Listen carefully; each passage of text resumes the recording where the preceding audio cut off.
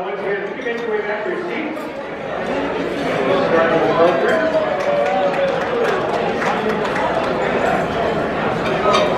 So, the great thing about living in New Hampshire, how many of you are not from New Hampshire? Raise your hands.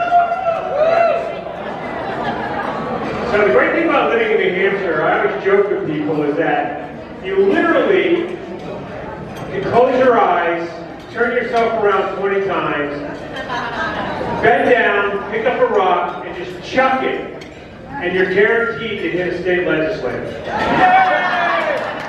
That's how big we are. And so what I'd like to do before we start our program is that there's a lot of people here that make this state great. And the legislators who decide to come out on a night like this and join us are people we should recognize as well. For $100 and a license plate, we sure the heck give them a nice round of applause. If you're currently serving or have served, please stand up for us.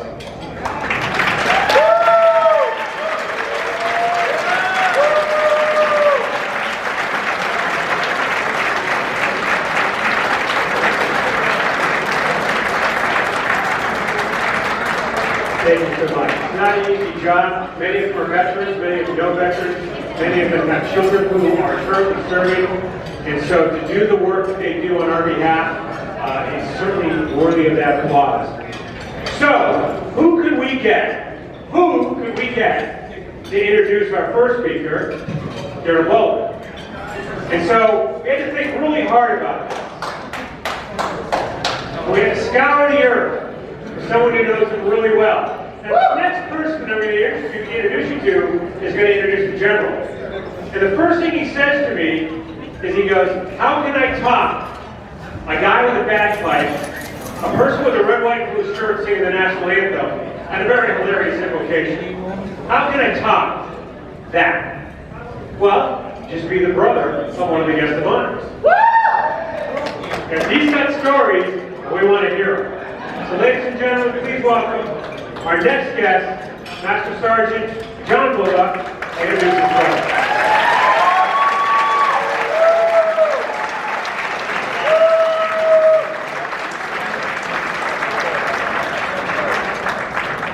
Thank you very much. And what an introduction. That was my line. I shouldn't use that. So that's half my speech. No. But seriously,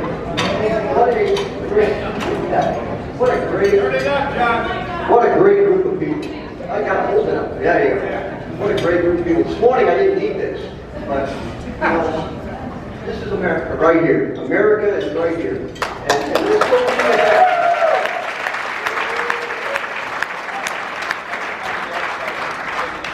and the individual, the speaker that I'm going to introduce is the first stepping stone to do that. And we need to do everything we can to make that happen.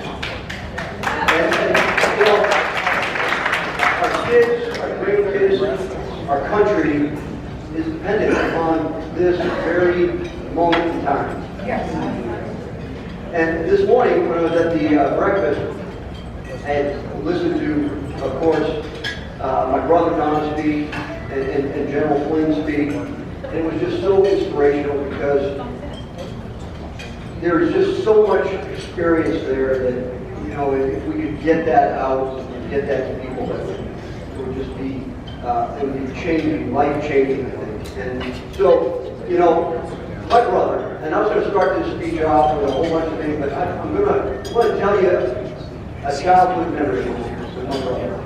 So please bear with me. It does play a pivotal role here in the end. I promise you that.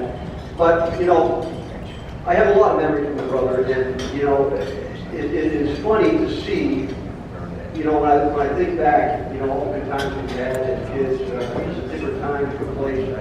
But this one stuck with me, and I've often thought of it, you know, since.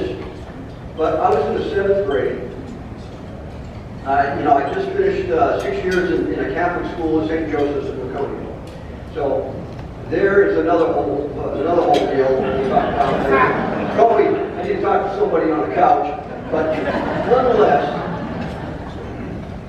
I moved to middle school, right? And like everybody progresses up through elementary, goes to middle school, so we had all these new kids, right? I get along with a lot of them. And some of them I knew from other events, athletic, playing sports, and so I know a lot of them. But, everybody has a one group of kids that you just don't fit with, right? They don't hit you the right way. And I had such a hard time. And finally it came to the ringleader, who I won't name. He challenged me to a fight, right? And it was going to be a fight after school. And I'm a 7th grader, I'm 12 years old. And I figured, I'll accept that challenge. And I thought it was the right thing to do. And we went to class, and as I sat there in class, I started to think of my decision, and I started, I don't know if that's the right thing to do. The guy outweighed me 20 pounds, if not more. I was 80 pounds in high school in school. Matter of fact, I didn't even make the weight to come in to join the military. I got ration and a half when I was in basic training, and I had 2 big guys on the side of me that had to give me their food. So I was a small, skinny guy, I was tall.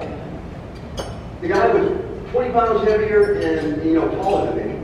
And so I started thinking about my decision, and I'm like, this is going to be a rough day. It's going to be a rough day at the end of school. So as time went on, lunchtime came, I ran into my brother. My brother was in 8th grade, middle school.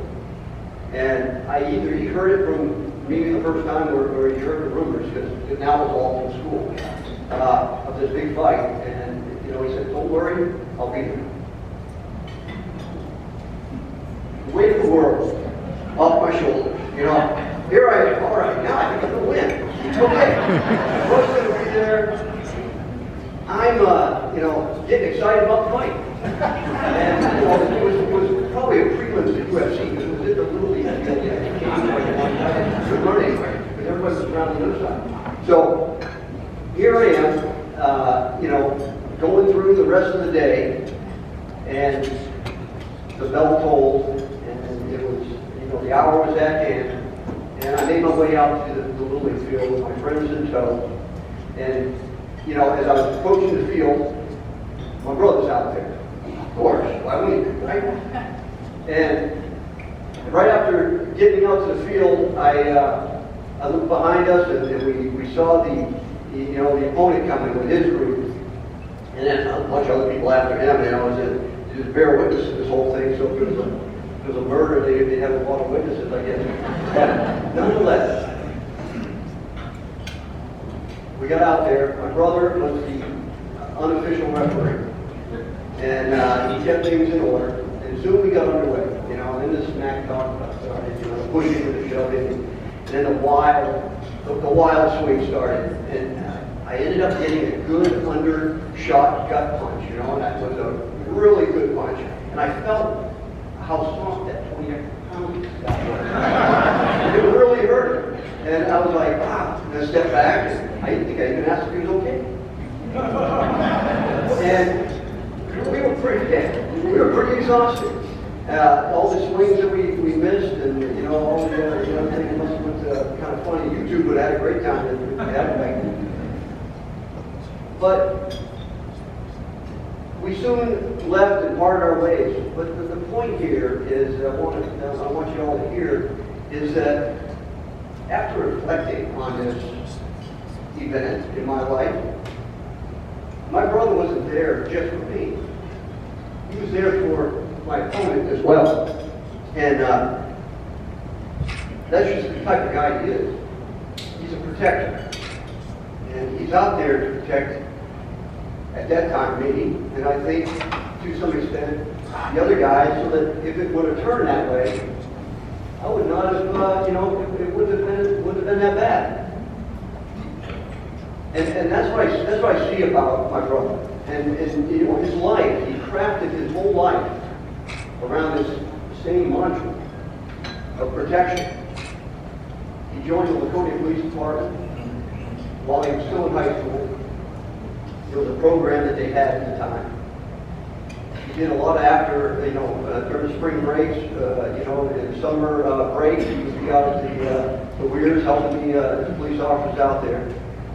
When he graduated, he went into the military, enlisted in the 82nd Airborne, and was an MP. There's a theme here going. After he served his time in the military, he returned to New Hampshire, joined the police department again, went to college, earned his degree, and he then received his commission, went regular Army for 33 years. He earned the astonishing rank of Brigadier General. He has 2 master's degrees. He has countless awards and achievements, distinguished medals, medals of valor. He is the right person for the right job, the right time.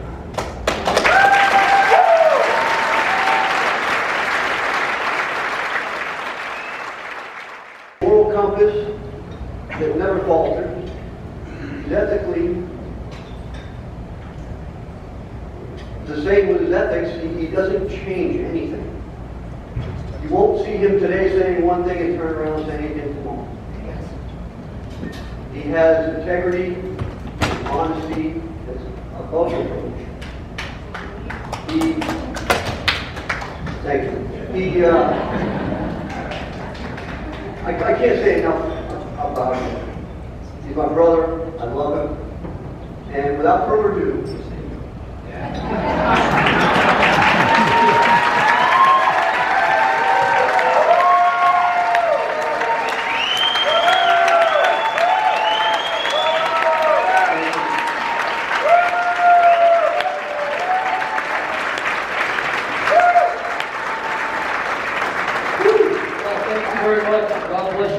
thank you for being here. This is quite a humbling moment, and I know I'm on a time limit, but I'm willing to take the butt chewing from Sandy if I go a little long. This is an unbelievable moment. As I look out here, aside from just a small percentage, I know most of you, and that is such a wonderful feeling.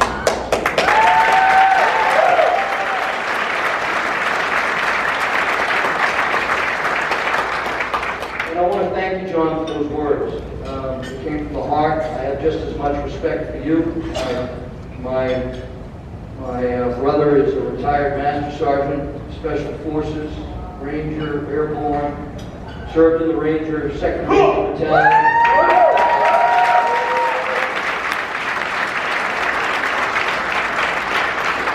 Served in the 82nd Airborne Division, jumped into Panama.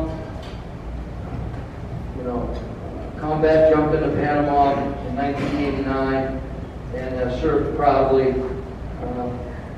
his entire career and was one of the original 4 soldiers in Afghanistan in 2000. My brother went into Afghanistan not only as the team sergeant, but also the team leader.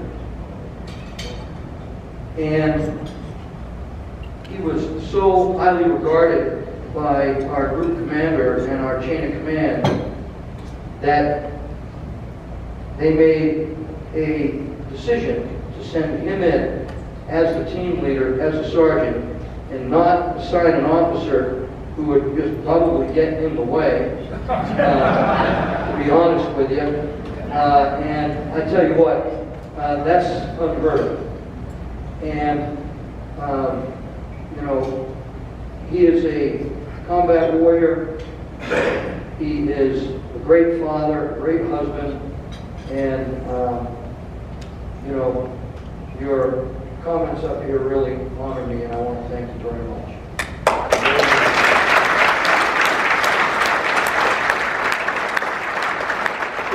Here tonight, right? Well, I got to tell you, and I don't think this is hyperbole, we are at a fork in the road. And we're not at Yogi Berra's fork in the road, where if you take it, Doesn't matter which fork you take, you still get to his house. Remember, that's what he said. Everybody makes fun of him, right? When you get to the fork in the road, take it. That's how you get to my house. Pretty amazing. But anyways, you go to the left and we'll go into Marxism. You go to the right and we'll maintain our nation. And we need to be aware of that. We need to be aware that that is at stake. And if you can't see it, you need to start seeing it. You need to start paying attention, not to mainstream media, not to any of that garbage, but you need to start looking around. Because we are at a time in this country's history where everything that we have fought for could be phenomenal. Everything that we have dedicated ourselves to could be phenomenal. God has been removed from the public square over the last 50 years. And in the process of removing God from the public square, they have undermined our family values. And there's no apology for that either. They have twisted, turned, and strangled our family values. And while they were at it, they undermined the education of our children. Nearly 2 generations of children who grow up not knowing what the Declaration of Independence stands for, not knowing that God gave us our rights and He entrusted man to protect those rights. And now we're seeing a government that is not protecting those rights. It's circumventing those rights. It is no longer doing its job. And I firmly believe that. We have come to the point where our legal institution, our judicial institution, have all been corrupted. And it's been corrupted by people that don't understand what it takes to maintain freedom, what it takes to sacrifice for freedom, what freedom actually means. And when we look at it, we have to say to ourselves, how did this happen? And not reflect too much on that, but how are we going to change it? And when you look out there and you see divisive political parties who aren't using God, family, community, and country to bring us together, but to use those to tear us apart. Our Constitution, our preamble says what? To form a more perfect union. To ensure domestic tranquility. We have the exact opposite of that going on right now. We have an obligation to protect ourselves from all enemies, foreign and domestic. All enemies, foreign and domestic. And to identify those enemies. And to send them on their way. Right now, our economy is on the road to perdition. It will not survive. We will not see prosperity and livelihood in our future. Our grandchildren and our children won't see it. Our fiscal responsibility has now become fiscal irresponsibility. This nation is hurting. Now, there are many people in this nation who don't give that much of a thought. But I can tell you that when my wife and I, Sharon, deliver Meals on Wheels every Friday on Route 2 here in Manchester, we see that part of America that's hurting. And it's humbling. And it's hurtful to see. And that's what we need to remember. Those of us that aren't quite there must wake up. We've got to pick up that mantle. We must move forward. The safety and security of this nation is at an all-time low. I'll just go back 20 years. Look what's happening to this country because of open borders, because of the opioid crisis, mental health crisis, because people aren't paying attention to these very needs that we have inside our communities. This is dangerous. Look what we've done in Afghanistan. Look at the signal that debacle sent China, Russia, Iran, North Korea. North Korea launches a missile. Iran reinvigorates their nuclear program. Russia continues its cyber attack on us. 4 historic attacks. Our critical infrastructure is broken. We don't have people in Congress right now that are standing up for the safety and security of America. They don't understand how to do it. You know why? Because they're too busy taking care of themselves. That's why.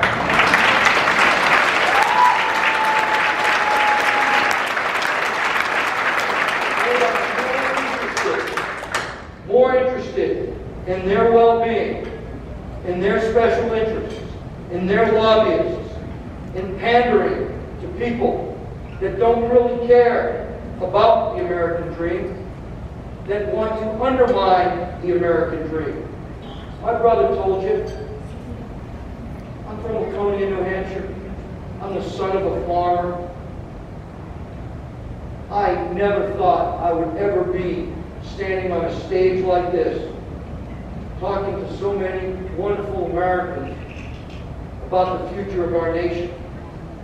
I joined as a private because my grandfather said, if you're a Bolduc, you serve your country. Period. End of discussion.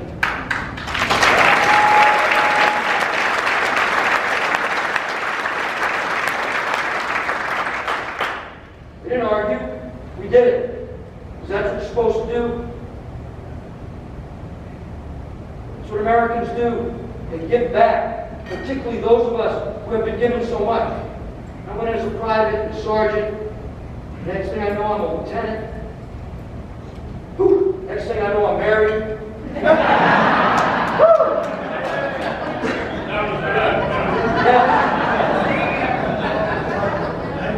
I'm a wonderful woman. I have 3 kids.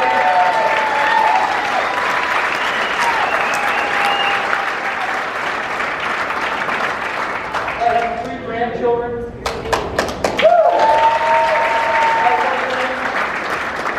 They're the best. But when my grandson comes home, he's 8 years old, and he looks at me and he asks me why he's mad because he's white, we got a problem. I want our children and our grandchildren taught reading, writing, and arithmetic, not reading, writing, and arithmetic.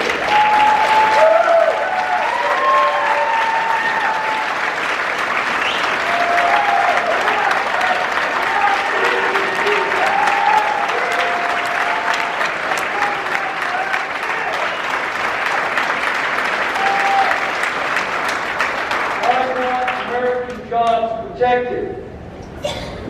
We have healthcare professionals in here. We have nurses in here who were on the front line. COVID, right?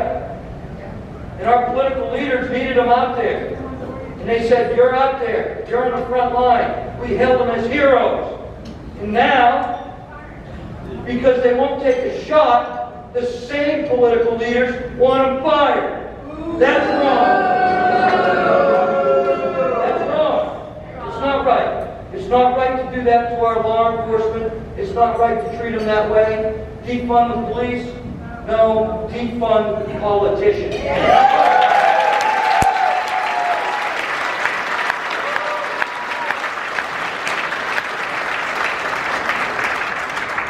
We have to rededicate ourselves to a future for our children and our grandchildren. Yes, we do. We cannot, this generation and the generation in front of me cannot hand this America over to the generation behind us. We can't do it. We met World War II veterans, Korean War veterans. They didn't hand us that. And we can't hand that to them. And General Flynn will talk about that because he's talked about it all day. And I agree with him 100%. We can't allow that to happen. We must not. Now I think that A winning formula is God, family, community, country.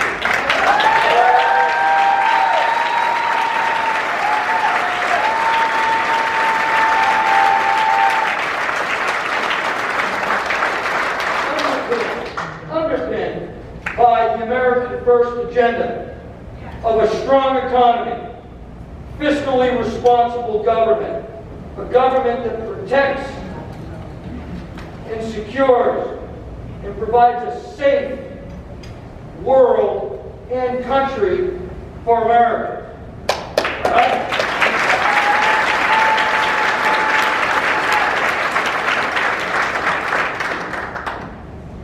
This is hugely important. Hugely important.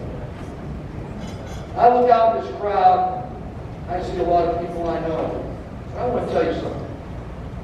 In 1991, when I was in Iraq, northern Iraq, I was on the ground up with the Kurds. And we know what happened to those Kurds. They were gassed, they were shot, they were hung, they were tortured by Saddam Hussein's regime. We know this. We know this to be true. And I was on the ground as a young, newly promoted first lieutenant. Oh, no. Seems like a long time. And I'm looking at a man in this audience, a man who was a child on the ground. I didn't know him, but he was there. And he was suffering. And he suffered under that regime. And he just got back recently from visiting his mother, who was still there. And so I'm running around northern Iraq, where more American flags are flying off the mud huts than you could ever see. Right? And then when they told us we had to leave, because unfortunately that's what America has done much too often after World War II in Korea. Right? We got to stop that habit. We got to stick it out. We got to win.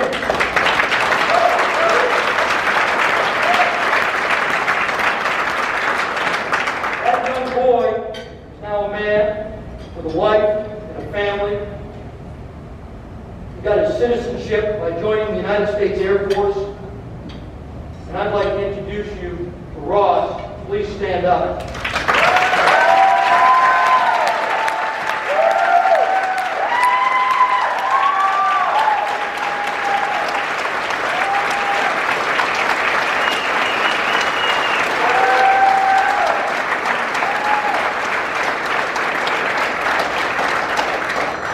See, this isn't about me, it's about you. And I promise you, as your United States Senator, that title belongs to you.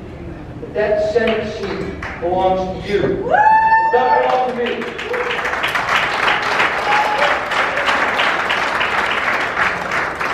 And I said last election that you don't have to call me Senator because that's your seat.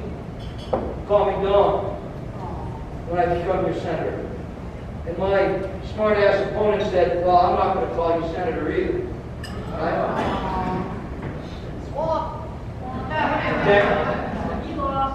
Completely missed the point. Completely missed the point. And that's my point. Is there's too many people out there that don't get it.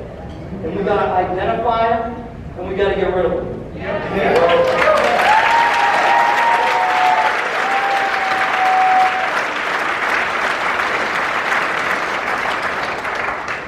So, I got to tell you something. Last election, I was called a left-of-center guy, a guy that couldn't be trusted with the conservative mantle, a guy who in one venue, as a veteran, is a hero, a great leader, and a great patriot of New Hampshire, and in another venue is the exact opposite. Now, how can that be? That's right. And I was characterized that way by both sides of the aisle, right? So, what is it? You're a hero. Thank you.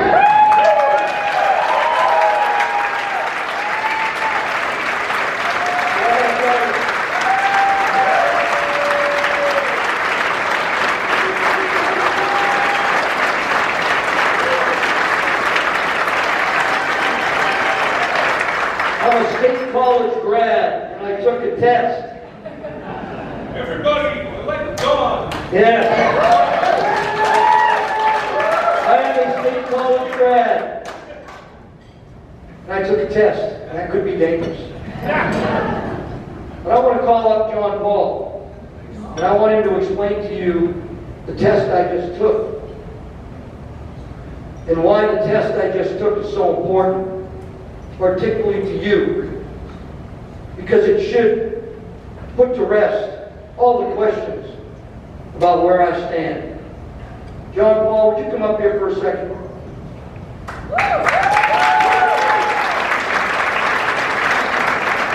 John Paul ran for Congress from Massachusetts last time, had the same experience I did. So we're kind of, right? We're kind of brothers from another mother. So, here you go. Give it to him. Quick. I'll give it quick. I'm very humbled to be here tonight around so many heroes, including General Flynn and General John Bolduc here, and this guy needs to win. And we have a way to do it now, all right? So we were very humbled to have General Bolduc at our event for run Grand Opportunity USA. It's a nonprofit out of Boston, but it's national. And our message is simple. Shouldn't government be giving us more opportunity and not less? And shouldn't it work for the people? Okay, it seems like common sense, but there's not much common sense in this country right now. So, my team and I, we have one of our analysts right here, spent hours and hours and hours, days on writing people like Don, great patriots like the general here. Don took signed an opportunity pledge to stand for opportunity for America across 5 principles of opportunity: personal, economic, social, educational, and national. And Don got the highest score of any politician in the nation. In the nation! 4.8 out of 5. He beat Jim Scott by 0.5%. Jim Scott was 4.75 years the highest. So the principle of this is, think of this way. We talked a lot about, a lot of negative things happening, right? I mean, we have a bunch of communists. I call them the Taliban party because I can't call them Democrats. I just can't. They're much more like the Taliban, right, than they are Democrats? Okay. So, yes, but we also have people on our side, on the Republican side, that aren't doing a great job, right? All right, so how about we can create a rating system that's based on what the people want, pro-American ethical priorities of what the people want. So we spend hundreds of thousands of hours looking at what the people want across 30 different metrics. And guess what? 70 to 80% of the people are on our side. We own it. We got it. Yeah. Look, all the things that matter, it's not a divided country. It's a divided country versus the elites. But we have 70 to 80%, which is pretty good odds, versus what, 30% of Republicans in the country, 70 to 80% are supporting these guys that Don supports. And it's not just what he wrote in his survey, we cross-check everything. We look at their voting records, their social media, everything. It's like a FICO credit score. You step out of line, you get dinged, you do well, you go up. And I don't think Don's going to go down 1%. I think he's going to go to 5 when he gets into Congress. So let's make this happen, all right? Let's make it happen, and let's clean out all the garbage in Congress. Starting with Don. So if you guys go to go-usa.us, please endorse the op score. This will only work if everyone starts using it and spreading the word, demanding your politicians take the score, take the test like Don did. If we do, then Don will be elected along with everyone other great Americans. Okay? There you go. Thank you so much. Oh, John Miller is here. He has a special gift for you and your wife, Sharon. He has a special gift that he wanted to give to you quick.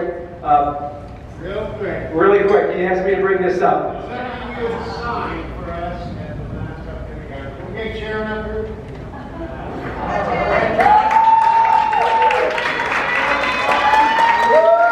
So, in Billerica, Massachusetts, this was signed by Vernon Jones and Don Bolduc, and all right. Help me, dear. Let me get a picture. Get a picture. Help me. Okay. This is something signed by General Michael Flynn. That's what I'm talking about. Declaration of Independence.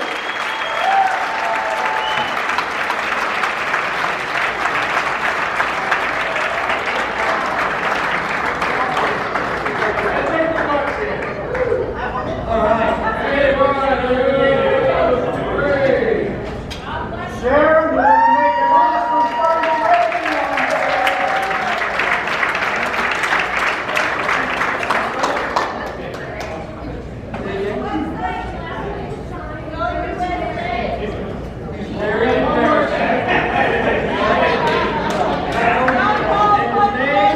It's the great Matthew Thornton.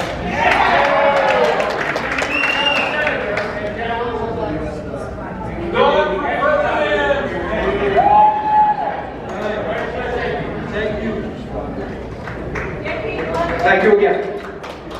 Let's get him elected now, huh? All right. My last responsibilities are to get General Flynn up here. He doesn't like introductions, so that's good.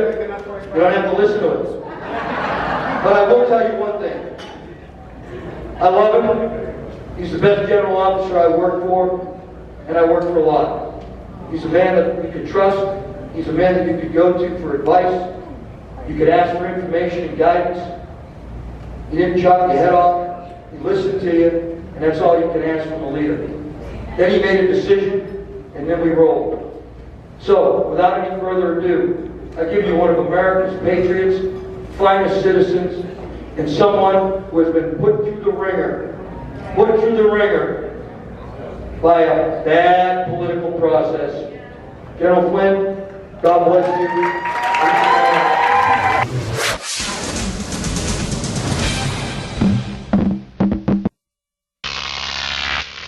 Croc TV.